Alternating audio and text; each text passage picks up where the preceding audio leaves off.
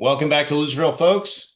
Your faithful companion, Philip Kingston, here with the smartest man in Dallas politics, David De La Fuente, our trusty co-host. And we're doing a show that I should have done quite a long time ago, and I don't know why it only recently occurred to me. We are joined by a guy who is one of the most adept political operators in Dallas, a consultant, a political advisor to many, a wizard of a redistricting map, and a successful entrepreneur. But probably most important to this discussion, a very vocal, very worthy DART board member, the great Randall Bryant, joins us. Hi, Randall. Good afternoon, Philip and David. Thanks for having me. How are you, David? Doing well. I actually, I took dart with my family this past weekend, and it was Hell yeah. a lovely experience. So happy to have Randall on to, talk over everything that's happening with that agency. It's pretty low drama right now, low stakes, just business as usual. Well, I noticed something this week. I spent years fighting against the Silver Line, which back in my day was called the Cotton Belt. Mhm. And Right. and I was right. I mean, I'm not going to give up on my position, but I lost that one. And so we now have a Silver Line. And the thing that I noticed about it, which caused me to smile, is that the Eastern Terminal is like less than a mile from my office. And there's Oh, about wow. 100% chance that I will take the Silver Line to DFW because I travel a lot for work. So I'm like, okay, I guess I don't know. Life finds a way to teach us all lessons, I suppose. Well, I took the Orange Line home from Kansas City yesterday, and I'm actually going to be posting a video of how easy and simple it is. For a simple $3 will save me $128 in parking fees at DFW. Well, Randall, the obviously there are a few dark topics to discuss. You also are involved in a million other things, so we're not going to run out of any topics today. But the audience, even though the audience for this show is the biggest group of Dallas municipal government nerds you could possibly think of assembling, not everybody knows you to the same degree that those of us who are down in the trenches all the time do. Who are you? How did you get here? What is your background? Um, just tell us who you are. Sure. Well, again, thanks for having me. As I mentioned right before we jumped on, I've known David since 2009. We've been with clubs and campaigns since we were teenagers. And so that's kind of part of the segue to your question. But I'm born and raised here in Dallas, Texas. I grew up in Hamilton Park, which is the first African American established neighborhood north of I-30 in the early 1950s. Both my mother and father grew up there as well. And so that's where a lot of my roots come from here in Dallas. I ended up graduating from Rockwall shortly thereafter, Rockwall High School, and then went out to college for a little while, and then realized that the political dream of being a consultant and a lobbyist and government relations work and policy work and campaigns was really where I was supposed to be in life. I'm actually back in college now doing my executive MBA at SMU. Go Ponies! So I started kind of in politics and government relations work back in 2007. Quite a different time in Dallas politics, city hall government. Just the civility of the work that we do was a lot different from then to now. And but over the years, I've served on a lot of different boards and commissions. I've led a few different organizations. I'm the immediate past chair for the Dallas Black Chamber of Commerce. I transitioned off of that board December of the year before last, and then immediately found this opportunity with the dartboard in February of last year, and I've been serving on the dartboard since then. We had a vacancy for our vice chair, which was a Dallas member about 3 months ago. And the members of Dallas elected me to serve as the vice chair, and presumably will be the next incoming chair in October. And so um, there's there's a lot going on with Dart, and a few challenges ahead of us. But I'm very excited for the opportunities that we've been embarking upon. What is the structure of Dart? I think people have all kinds of different views of Dart and how they come to them. I don't necessarily know. Yeah, Dart has a unique governance structure that is kind of the result, I think, of its history. What's our level of control? What's our input into Dart? Who runs it? yeah. So let me just first say, and I did a panel with the transit board members conference this past weekend on governance structures and funding. And every transit agency is set up differently, right? I don't know if there's a perfect way to do a transit agency, but particularly at DART. DART was founded in 1983 through a referendum of multiple cities across North Texas, DFW. Majority of them joined, some did not. Some have been consolidated over the past 40 some odd years. But currently, we have 13 cities that comprise DART, Dallas being the largest member city, and then 12 suburban cities that make up DART collectively. It's the governance structure of it. We today, actually, I don't know if some people might not know this. The original formation of DART had 25 board members. And then they did a Oh Lord, reorganization. can you imagine? Right. Then they did a reorganization in the 90s, I believe. And so currently there are 15 board members, eight of which are appointed by the city of Dallas. And so I'm one of the Dallas appointees. We serve 2-year terms in kind of a rotating order, odds and evens years. And then the additional 7 members are combined from the 12, really 11, because Copper Hill and Dallas share a seat. So there are then 11 cities combined in some form or fashion through fractional seats that equal up the remaining 7 seats. And so we are funded through majority through our sales tax contribution. That's our largest contributor to our revenue. So in Texas, of course, we have a 8.25% sales tax, or 8.25 pennies on the dollar. And so when commerce is derived in the city, the comptroller gets the 8.25. They give 6.25 to the state to fund their budget, and then 1 penny goes to the city, and then the other penny comes to DART. And so roughly this year, it's about 850 some odd $1 million that penny goes to. And that funds about 70% of our budget. The rest is federal funds and fare box recovery. I mean, we do charge obviously for our trips, but that only generates about 6% of our revenue actually. Almost makes you think you shouldn't be charging. What's odd? Kansas City, this is where we were at last week. Kansas City did away with their fares in 2019, and in 2026 they're bringing them back. Really? It just wasn't a sustainable model. It's something that we've looked at DART, but I can almost guarantee you, with the concerns of some of our cities that they have with us, if we gave free fares away, I mean, some might spit up blood.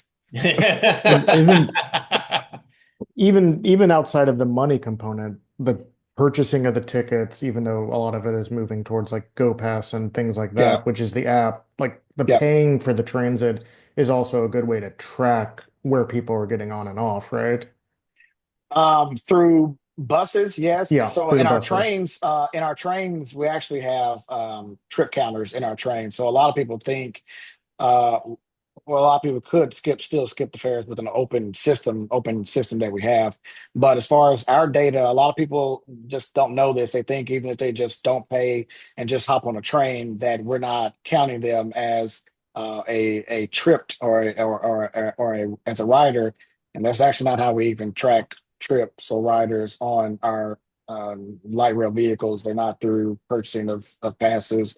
Yep. They're actually through trip counters that are mounted on the doors. And so we know exactly how many people are getting on and getting off and where they're doing that as well. Yeah. one thing that I think, I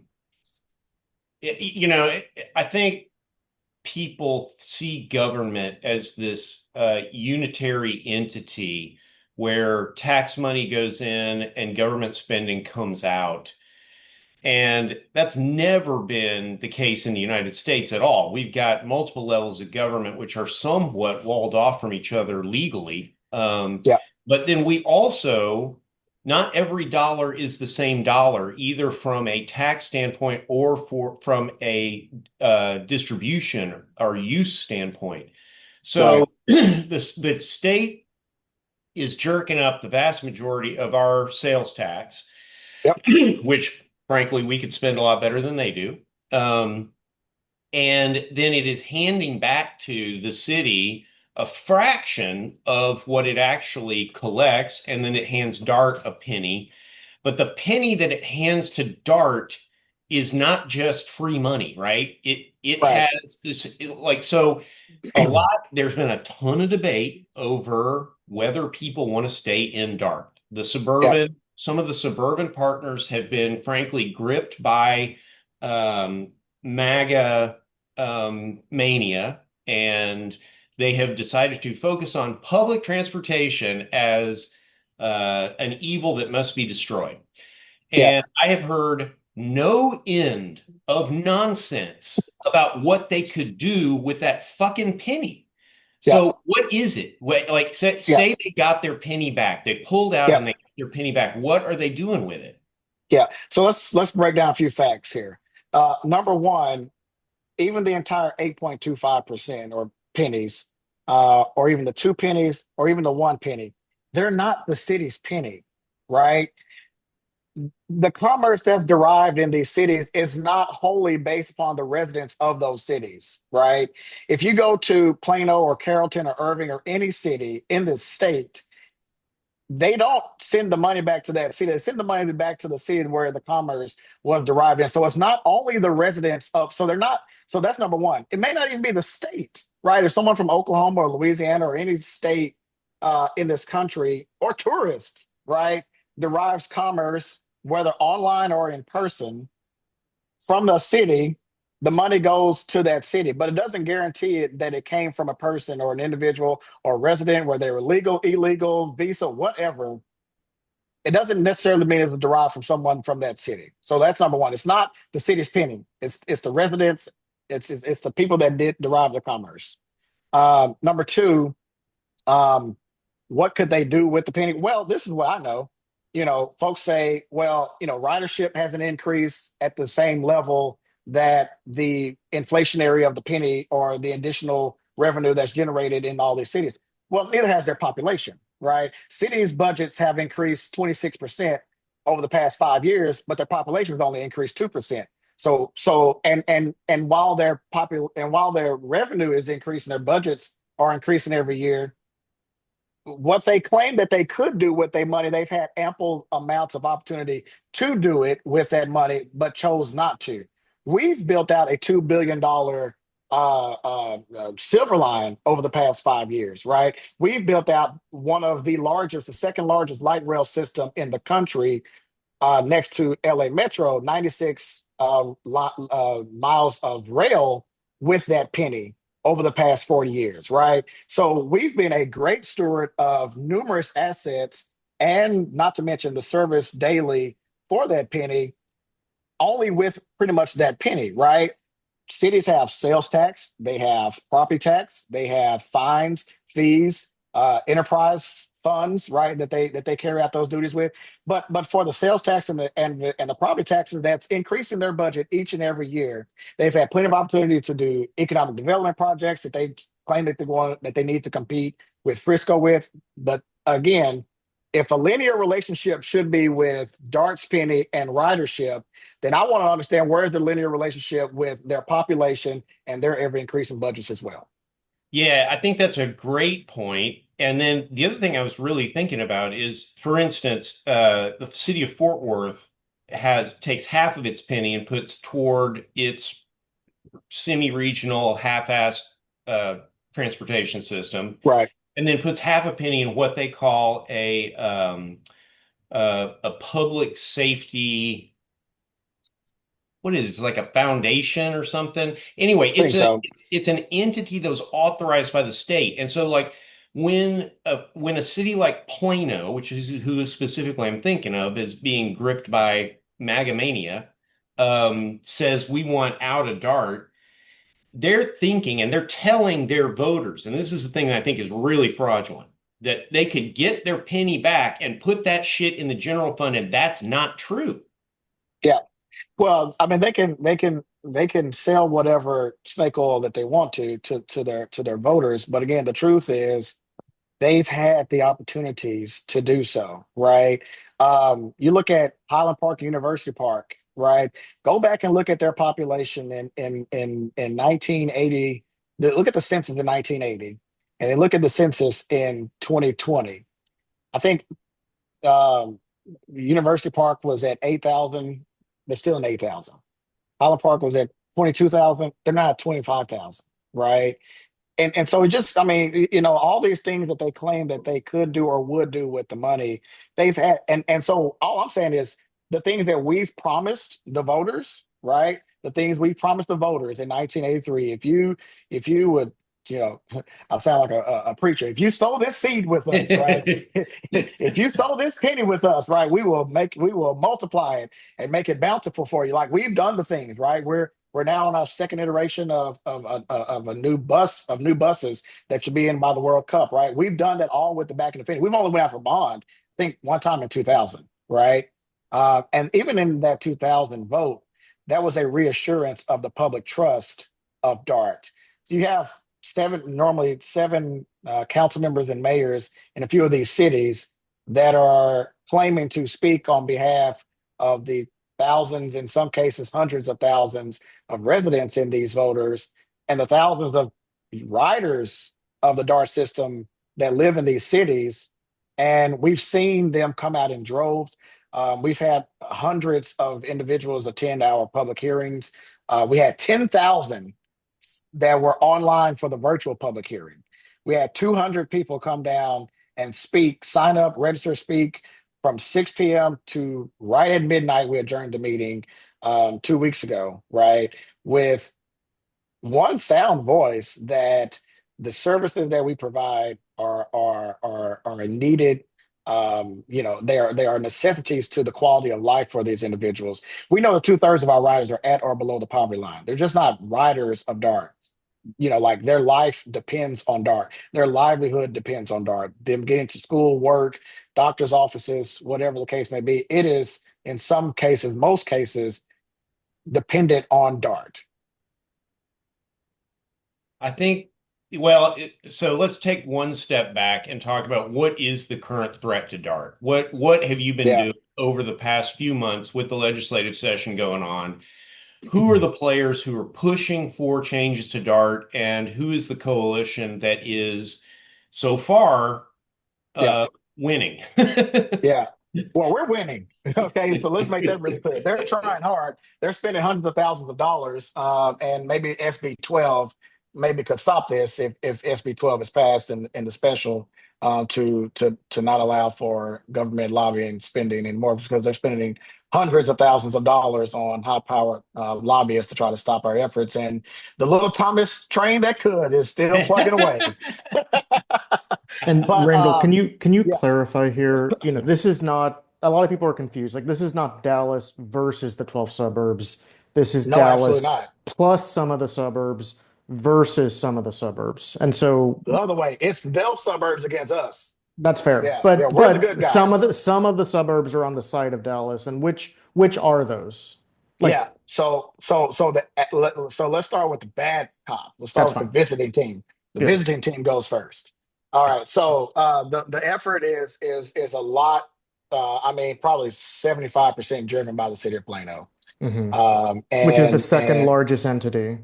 the second largest It's entity, the smallest of the yeah. suburb. I mean, the Yeah. largest The of the largest of the suburbs. suburbs. Yeah.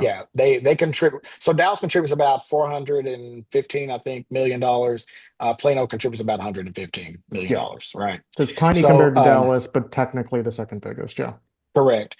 Then you have the city of Irving, which is the third largest Yeah. city. but Irving is very interesting, right?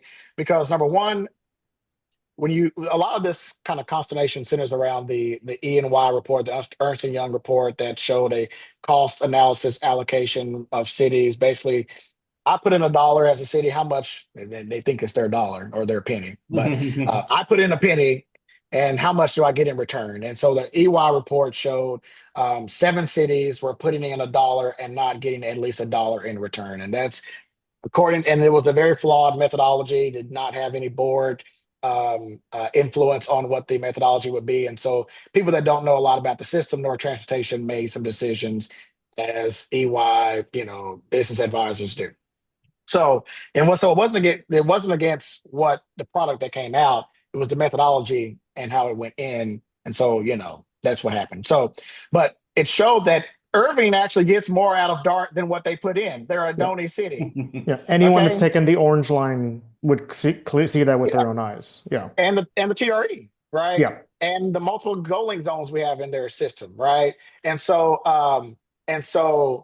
they are on the side with Plano, like, I'm not getting my fair share out of DART, although they're on the other Mhm. side of the equation. They're on a donee side, which is the same place that Dallas is, right? And so it's very interesting how people use parts of arguments to make their points. But the cities on the think y'all's podcast is the Loserville side. So it's Plano, Irving, Carrollton, Farmers Branch, Highland Park, and University Park have been the majority of the cities that have been on this kind of quest against DART. Interestingly, right, even about Highland Park and University Park. So for the past 7 years, we've been implementing this program called TRIP, which gives it's been a range between 33, I think, 33% and 42%, because it has a match from COGS, and so the numbers kind of go up and down. But between for the past 7 years, we have given between 33% and 42% of their monies back to them, to the 4 cities that don't have rail: Copper Mhm. Hill, Glen Heights, University Park, and Highland Park, right? Because again, we've been doing equity adjustments for quite some time at DART. We've always took the time to say, okay, when service is not adequate, right? But you also got to advocate for services, right? Yep. I want to know what their track record is of asking for any additional services, right? But nonetheless, when we've identified inequities, we've always tried to address them potentially with money, right? And so it's odd that Highland Park and University Park have been at the state asking for 25% back in perpetuity, when for the last 7 years, and it ends now, right? We've been given, and it ends now with an option to renew, of course, or the ability to renew. We've been giving them between 33 and 42% back over the past 7 years, no questions asked, right? And so, but those are the cities that have been adversarial against us. The cities that have passed resolutions supporting DART have been Dallas, Rowlett, Richardson, even though Richardson is a donor city, right? Richardson puts in more money than they get out, but they still understand the value of transit, right? Richardson, Glen Heights, and Copper Hill. Garland has pretty much remained as Switzerland this entire time. Some days they've been with us, and some days they have not been fully with us. And so those are kind of like the players. You have 6 on one side, 6 on the other, and 1 in the middle. So what Thank you. happened in session? So in session, so back in December, prior to session, I believe it was December the 13th, the city of Plano sent a letter to our board. They asked for 25% of their funds back for 2 years. They asked for some additional services. They asked for a goal link zone. They asked for a citywide goal link zone and a circulator and a few other things. And so they gave us a deadline. I want to say it was early part of January. It wasn't like we agreed upon this. It was like a hostage negotiation letter, as far as I'm concerned. Well, and do you Here, think those were sincere requests or were they designed for the outcome that they got? no, they absolutely were not sincere requests, because we've offered them exactly what they've asked in that letter, and they still say no. Right? No, I'm serious. So and you got to understand, right? They sent this letter in December. They didn't even know how much what they were asking for even cost. They didn't know how to operationally make it work. right? And so they say, well, send us a Go link or send us, and it was like there was no fiscal note attached with it, right? There was no there was no recommendation from them. If you cut these things from either our city or other cities or whatever, right? They did say, well, they would forego buses in their cities, and now they have a gaping hole in paratransit, and now all the paratransit riders in Plano are upset because paratransit only has to go 3/4 of a mile from fixed services, and so they've asked for all their fixed services to be removed. So now they don't have. So now they potentially don't have. The paratransit services, and so it's a byproduct of again not knowing what actually goes on here, right? They think they can tell us everything that we should be doing, but they have no clue actually what goes on at DART, right? And so they sent the demand letter. Obviously, we had to work through the holiday season. This is December to try to figure out how much any of this shit actually even costs, right? Let alone how to create an operational plan to make it work, right? And so it lapsed what their demand of a time frame was, and then they filed the bill, right? They filed Matt Shaheen, who part of his district covers parts of Plano, filed it in the House, HB 3187. Um, and then um, and then Tan Parker and Angela Paxton filed the companion bills, and then they also filed a governance bill to kind of restructure. They actually first asked that um, that all cities get one seat, but Dallas's one seat gets three votes. And so you want to talk about addressing equity, at the same time creating even the greatest disparity of equity possible. That we would take 27% of the board, although we make up 52% of the population, and I think 49% of the funds, right? And so those bills kind of matriculated through the process. We know the 140 days can be either very fast or very slow, right? Depending on how you're looking at things. And the bill had absolutely no traction in the Senate.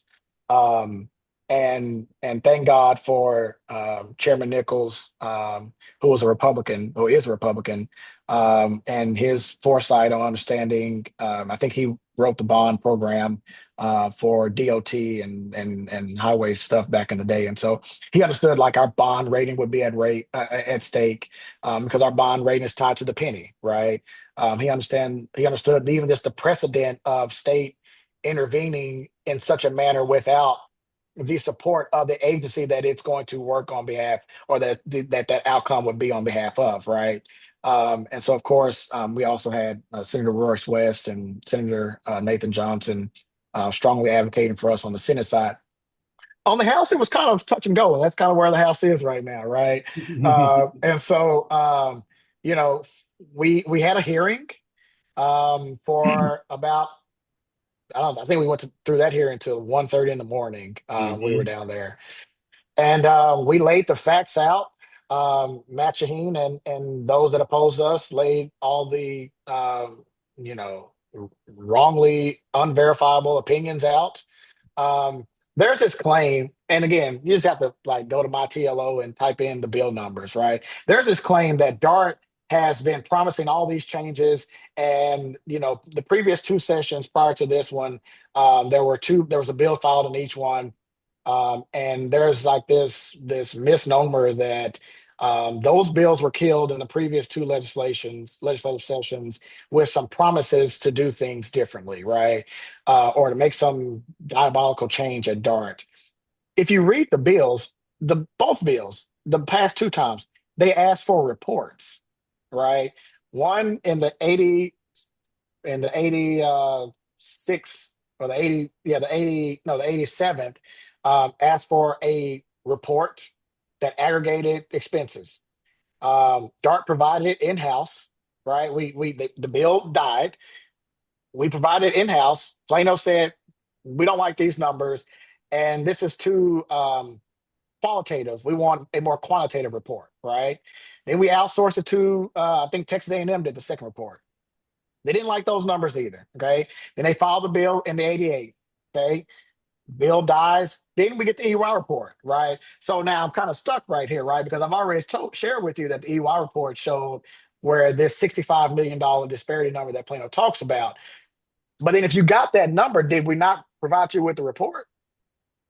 So then we did what we said we would do, leaving out of the 88th legislative session, right? Because you can't claim that we've not done what we promised to do, but then also hold up the EY numbers, because you only would have got those EY numbers if we did the quantitative report that you asked for in the bill that you filed, right? But that's what they do, right? They take the best of the arguments and try to make a point out of it, right? And so in the 89th, they came back with the DART defund bill, right? And so again, if you just take face value, you've been asking for reports. We've been giving you reports. You didn't like the first set of numbers twice. You got the third report that you finally like those numbers, and you're running with those numbers, and now you have the DART defund bill, right? But nowhere in that whole process of 6 years has it been the DART defund bill, what we're dealing with now, has been the same two bills from the previous session.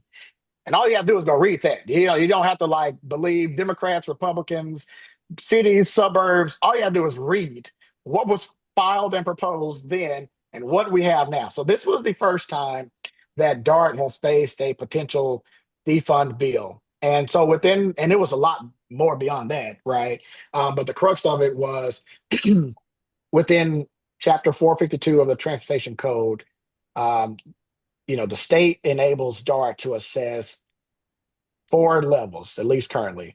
We can assess a full penny, three quarters, half a cent, or 1/4 of the penny. DART actually has the ability to do this on our own. We can say today we stop assessing the full penny and tell the comptroller to send any amounts of those four back to the cities or to the cities, right? We actually have that authority to do so right now. We've elected to keep the penny whole and continue to build out the system and to continue servicing the people.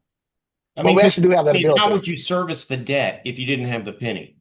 Right. And What, so, what and I'll was get to their that. what was their solution in the defund bill? Yeah. Who was gonna eat shit in the defund Yeah. bill? So I'm gonna get to that one in just a second. So the defund bill on the House, we testified for about a week and a half. It went completely untouched, right? And then, I mean, completely out of nowhere, it was like this thing has legs to move.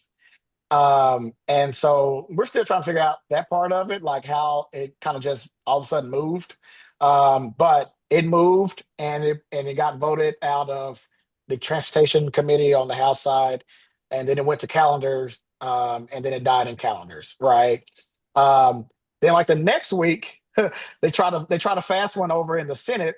They try to get Paxton to refile a new bill, with the hopes that it would go to maybe a different committee, I guess, because Nichols just would not move it. Side note: Nichols isn't running for re-election anymore, so so strategy's gonna have to be a little bit different next time, Yeah. right? Thank God for Um, lame ducks. so, but I mean, we know we're gonna have a new chair in the Senate next time, and so we don't know Any how idea that who it would might be. be? Jesus, I mean, at this point, I need Jesus Christ to come back, and to sit at the right hand Yeah. of the Senate.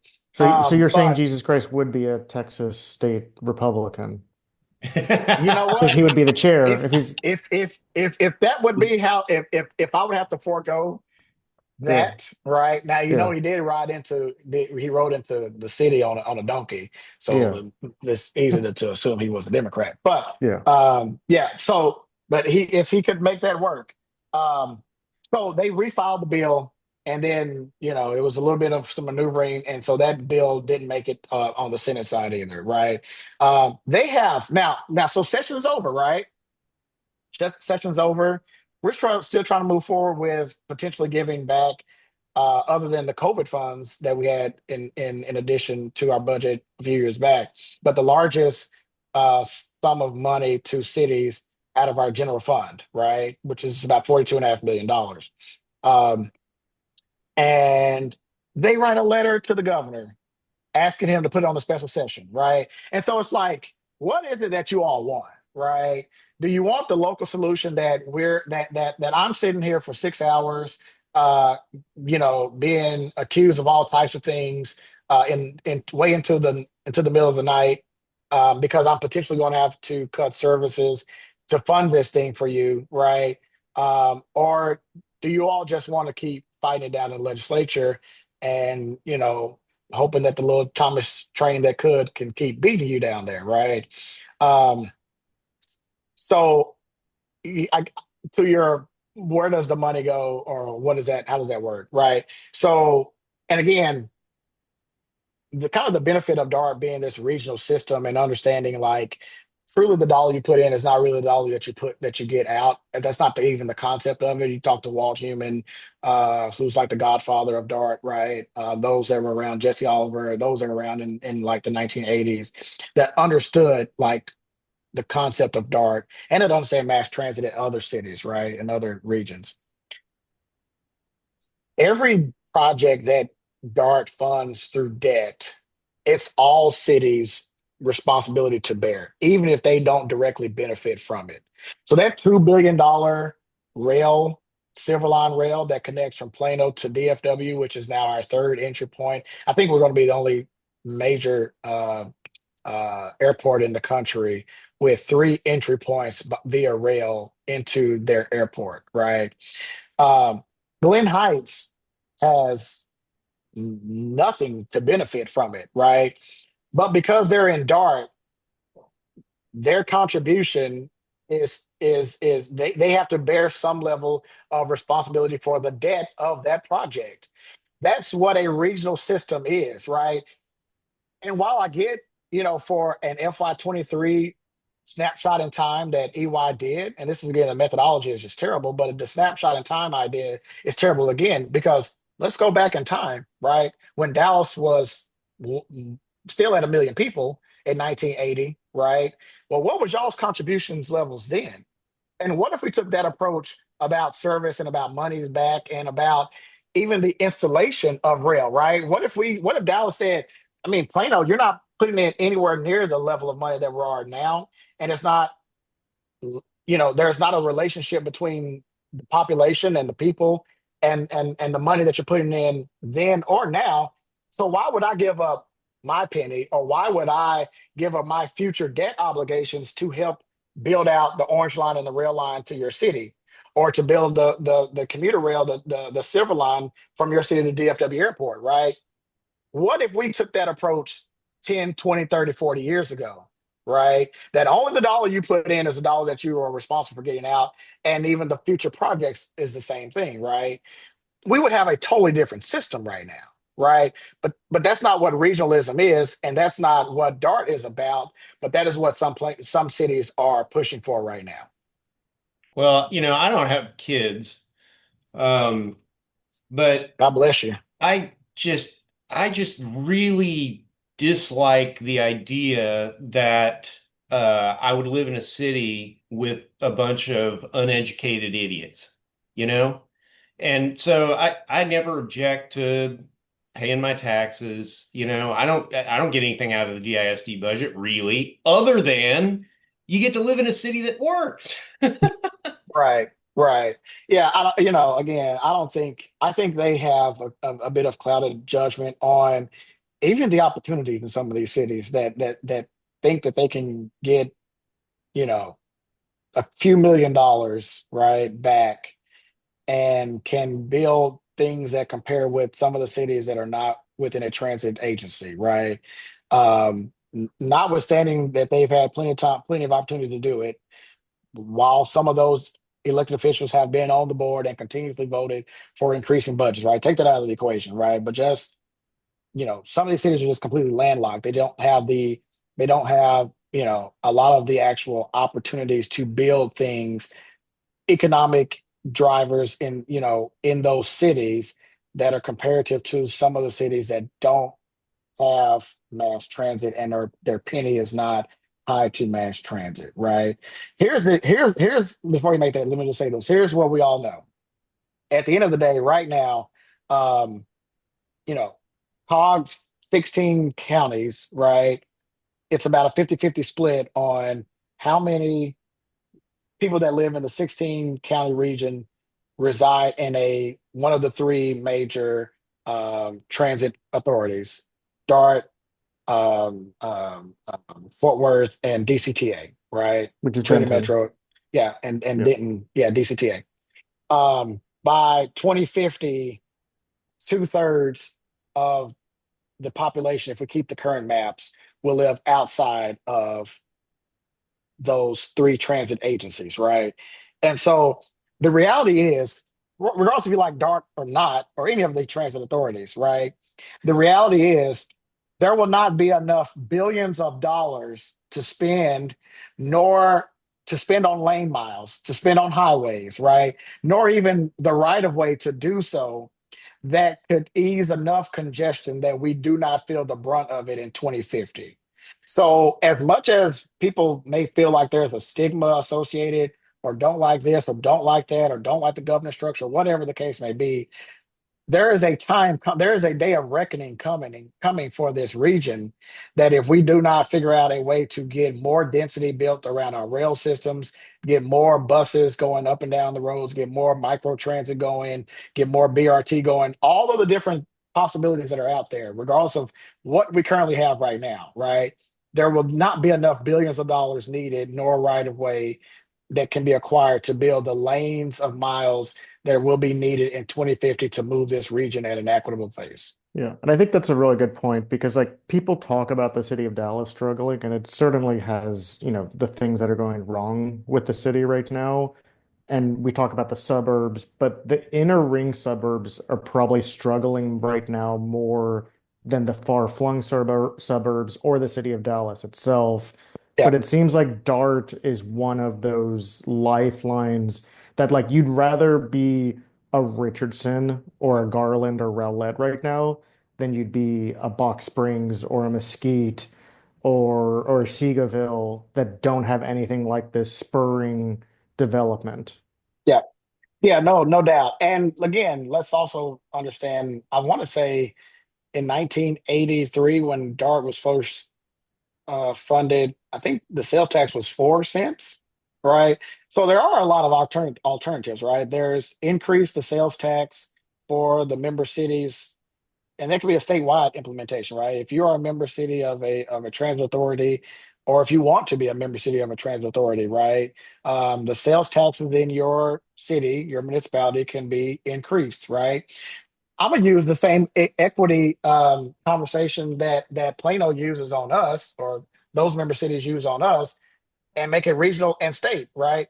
Uh, Dallas Fort Worth as a region puts more money as sales tax dollars, and it gets put back into it, right? So should then we as a region go down to the state and say, hey, look, we're hundreds of millions of dollars upside down. Could we consolidate the commuter rails, right? Because we already just tried to, we're trying now to consult to make uniformity with the commuter rail fares, so that we're competitive to all commuter rails, right? Or and you can try to transition from one to the other, right? But if the commuter rail, for example, I don't know where, I think it was Newsbreak. I saw this article talking about COG is trying to do a commuter rail from Salina to Irving. Part of it, they said with local sales tax dollars. I'm like, well, what the hell? Like, did I miss something? Right? But nonetheless, like, right. So we know either through high speed rail or whatever that there's a need for connecting, parts of the region through the commuter rail systems, right?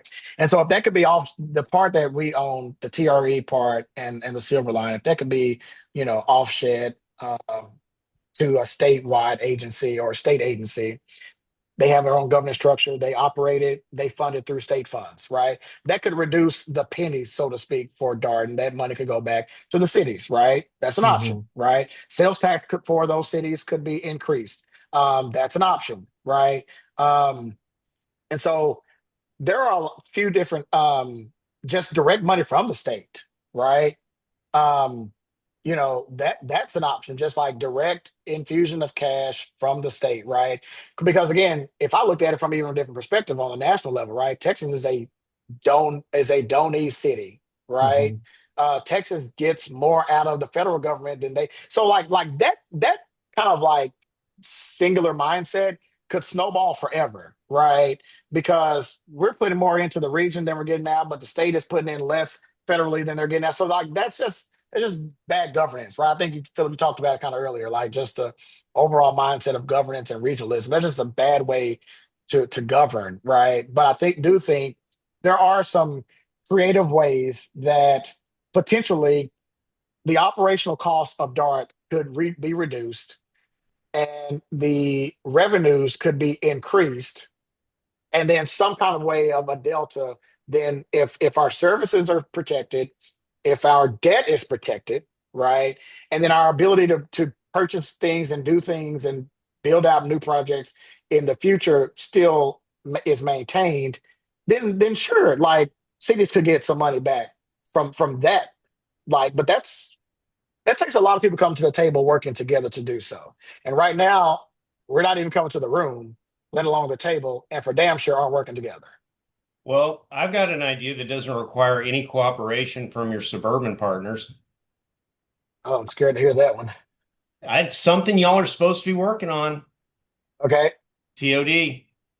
Yeah, TOD is huge. TOD is And huge. I have a particularized view of it. I truly believe that what DART should do is not sell its land. I Yeah, believe that DART should develop all this stuff on 99-year leases. You will still get robust development if you have yeah, adequate zoning for it. And then both the city and DART can wind up benefiting long term from the revenue of those projects. yeah, And I am you probably have a more up-to-date picture of what the agency is doing toward TOD, but my experience is that I proposed a zoning package to DART over 3 years ago and was told we don't need it because the city of Dallas is developing that for us. And 3.5 years later, not one damn thing has happened. So yeah, I'm kind of like, we know we need density near the transit stations. Like yeah, that's a given, and yeah, we're not doing anything to get there. yeah. So, well, there's always, in bureaucracy, you were a council member for quite some time, Philip, so you know this. We always have to do a study, right? We you gotta start with the study, and so the study that proves you are right 3.5 years later is Transit 2.0, which is what COG just completed, RTC just completed, and so. The number one takeaway from Transit 2.0 is infilling, not just the park and ride Mhm. location that we have. And so, maybe the parking rides 40 years, well, 96, maybe they were like fortuitous to just hope, or maybe they were hopeful that a lot of people would be parking there. Or maybe it was like a forethought that no, we're going to turn it into TODs in the future. But nonetheless, we're here Well, now, right? it was cheap. It was extremely cheap to add that land to DART's portfolio at the time they did it. So Yeah, whether they had a good idea for it or not, it was yeah. very bright. Yeah, no doubt. So the TODs, but it's not even just the TODs, right? It's not just us transforming our vast park and ride parking lots into these mixed use development that I don't know if you all know this or not. Well, let me talk about the tourists specifically. So it's not just that, right? We're doing that, but we're also creating, I believe it's a half mile radial zone around the station itself, around almost all of our fixed assets where possible, right? Where we're going to do ILAs with cities to create TIF, or we're calling TERS zones, right? Where half of the committed penny that's derived above the baseline goes back to the zone, right? Um, and that's going to be like really big for the economic argument that we're trying to make. Because without it, truth be told, these cities, some of these cities, and I've heard directly from some of their elected officials, that they truly believe, like with or without DART, some of their mixed use development stuff would have just been uh, ODs, I guess. Anyways, it would have been a oriented development with or without transit, right? They firmly believe that the way that they had a vision for their city and the zoning that they had implemented and the developers that wanted to come to their respective cities would have built all of that density around those rail stations, even if transit never came. I swear to God, I've heard it from them from Mhm. their mouths, right? What we haven't really shown is what the economic, specifically to each city and even down to each site, right? What is the true benefit from transit coming in prior to and after? We can debate if it would have or not, but the facts are there was a point in time where there was assessment level prior to the station, and that now there is assessment level beyond it, and sales taxes and ad valorem taxes and just general quality of life in those areas has been a benefit. Now, I want to know what those dollars are, right? And we'll know them specifically with these TIF districts and these TERS districts because their money that's not coming back to our general fund anymore, right? Their money is going directly into their general fund or to the district's fund, right? For the recycling of those dollars. But they're dollars that won't come to us anymore, right? And so that's also devaluing the penny, right? Over a 10-year period. In a way, because it's incremental, right? I mean, this is the argument about TIF or TERS, is that what you're doing is you're playing with future dollars that would never have been developed but for the development of the TIF or the TERS. No, true. No, absolutely. But the geographical region, the geographical area would have been established with or without the zone, right? But the zone, I get what you're saying. You're saying if your reinvestment, it's factorial or yeah, It is a real investment from DART. It's just not right. catastrophic to the operation of DART. But it's still future revenues that I won't collect. Correct. So it's essentially, as far as I'm looking at it, driving my penny down, right? Mhm. Because my penny doesn't come back to my general fund; it goes back to your zone. Because the cities are the ones. DART can't create TIF and TERS districts. Mhm. Only local municipalities can, right? So it's their zone, right? So we're committing our incremental the increase to their zones, right, for a 10-year period, and so that's essentially devaluing the penny, right? And so, I think we just gotta have to start making the business case a little bit better for DART. The American Public Transportation Association, APTA, which I'm a board member of, has done numerous studies. I mean, you can't, there's irrefutable evidence at this point that $1 invested in the transit returns $5 back to the region that it was invested in, right? It's irrefutable at this point, right? Other cities have done those same studies. Utah just did it. They just released theirs. It was $5.11, right? So I mean, just the average dollar spent, right, will bring back $5 in investment or $5 in return, right? And so you look at all these billion-dollar projects and these assets that we've developed over 13 cities over the past 40 some odd years, and when you hear people say, and I get it, some of the things are true, right? The crime and the unhoused and the free riders and all those things. I'm not saying those things aren't true. I'm not saying those things can't be addressed. But the fundamental way that you all are approaching this, as far as I'm not getting anything out of DART, right? I'm not getting any return of investment. There is no value of DART for me. It's just flat out not true. Yeah. It's just But not like, true. speaking of like the problems you just addressed, like kind of like the safety concerns or Yep. enjoyment concerns, Yep. defunding DART feels like it's just going to make the problem worse because, No, a lot of absolutely. cities came to you and said, we need more officers on trains. And what did Yep. DART do? Yeah, You guys we invested in more hired a officers. hundred. Yeah, we did a pilot program with new transit officers. It's now full time in the budget. I'm looking to even increase them for next year. And so And I don't correct me if think I'm that wrong, the department just reported to y'all that it's had a yeah, real crime is impact. going down. Crime is going Yeah. down. And here's the reality, Yeah. right? I said this on a podcast last week. And I said it to a council member the week before that. Here's the reality. I don't think people wake up and say, "I want to be a city of Dallas criminal." I want to be a dark criminal, right? Crime happens where crime happens, Yeah. right? Um, but here's the reality of it, right? When there is not either a strategic plan for DART and all the cities, individually and collectively, right? That that that determines together that we are going to address these issues, right? Let's just use unhoused, for example, right?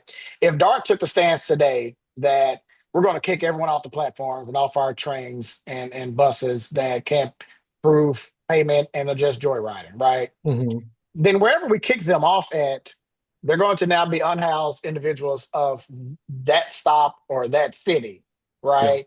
And then if that city, if we kick them off the platform onto the streets, right, and then the city doesn't have a policy that's mirroring what Dart says, then they're now going to just be moved from the plane from the train to the city street, and vice Can I make versa, a right? suggestion? Put them all Yeah, on the red line up to Plano and then kick right. them off.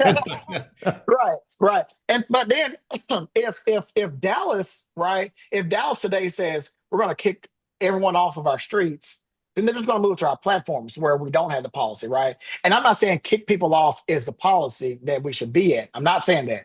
What I'm saying though is I'm hearing from all these cities, some from Dallas included, right? Like there's crime here. Well, hell, I just saw a deal in Deep Ellum, right? That Yeah. was a multiple shooting over. So like, let's not act Yeah. like crime doesn't happen all over this region, right? And if crime is something we want to address, then Well, we have and to that, figure out all that Deep policy. Ellum crime came from the Deep Ellum station, Randall. I'm sure you Of know course, they Yeah. jumped right off of it, and then they came from Plano first. Let's start there. They came that. from Plano, and then they transferred Transferred into Orange downtown. District from the red to the Yeah. green, and it took the green And Yeah. where they the got to Deep Ellum get station home got because off. they're on city council up there. Exactly. Yeah. It makes all the Yeah. sense. Right? It Yeah. makes all the And I sense. think, I mean, But again, that's a good yeah, go point. ahead. Like Dart is not more unsafe than, being anywhere else in these cities. But I think what, you mentioned like earlier on in this conversation, the fact that a lot of people that use Dart have to use Dart. Yeah, And it feels like people need to start, like, how do I phrase this? Sorry. Dart needs to become a more viable option for people that it is not their only recourse. no doubt, no More doubt. middle class and more middle class families and individuals need to start viewing it as a true viable option to get around the city for certain purposes. It And might I be think there's, work, it might be oh, go ahead. entertainment, you know, Well, but I addressing think, the safety concerns are probably important because for them, if their two options are taking Dart or taking a personal vehicle, whether it be their own or a rideshare, nobody is going to yell at them in their personal vehicle. Yeah, So, but I do think like the addition of safety officers that Dart has already committed to, already implemented, and is continuing to fund, I think is getting towards those concerns. well, yeah. I think that there's a huge misapprehension among some of these suburbs about who lives in their city and who Hmm. in their city uses Dart. Hmm. So Yeah. Plano doesn't believe that it has transit dependent residents. It sees Yep, itself as very middle and upper middle class. And it's yep, not true. It's not close to true in Plano. Yeah. yep, Plano's fastest growing population is lower middle class to working poor. yep, And but the other thing that's true about the northern suburbs is that they have the highest number of non-transit dependent Dart users. They have the middle class people who are choosing to use Dart because having your car in Dallas during a workday is a pain in the ass. Yeah. yep. Yeah. So two things. One, 60% of the onboards and offboards in Plano come from outside of Plano. Plano, and this is where I'm really I'm really just taken aback that we did not have as much support from the business community that we should have, right? Because number one, let me be real clear, a lot of their businesses have financially benefited from all of the projects that we've done at Dart, right? Yeah. The engineering firms, the architecture firms, the program manager firms, they've made a handsome penny over 40 years from Dart, and so for them State not, Farm that should have gone in Southern Dallas. yeah, yeah, yeah. So they have not, they did not, really ring the bell for us this past session, and hopefully that changes in the future. But also just the job impact, right? The way that I rode the train home yesterday, the Orange Line home yesterday, and there was a gentleman across from me, and we just kind of just naturally just kind of struck up a conversation. And so I asked him, does he work at DFW? He said yes. He lives in North Dallas, close to 635 and 75. And so he was saying that he had a vehicle, but his vehicle went down. And for the past 6 months, he's been riding the train day in and day out, right? Um, and so it's kind of why I was talking about people being transit dependent, right?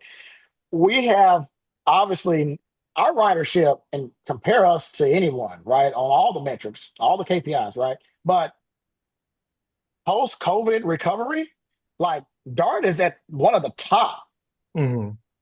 agencies across the country that has recovered from the pandemic, right? That's even with the understanding that just downtown office rates are dropping, right? They're now converting a lot of them into residences, right? Dart's From growth is mostly through buses, though, right? As opposed to yeah, the rail, which is of very course, yeah, the downtown rail's built centered. out. Yeah, Yeah, yeah. yeah. So, but just saying that, like, there's a lot of linear relationship between your budget and, well, hell, if you compare us to others, we're doing great. But like a lot of just businesses downtown in general, whereas historically you've had that park and ride feature from our northern suburbs that did not want to deal with the traffic. Well, the traffic is kind of lighting up a bit because there's people are more still working at home, right? I can't force people as a dart board member to not work at home anymore, right?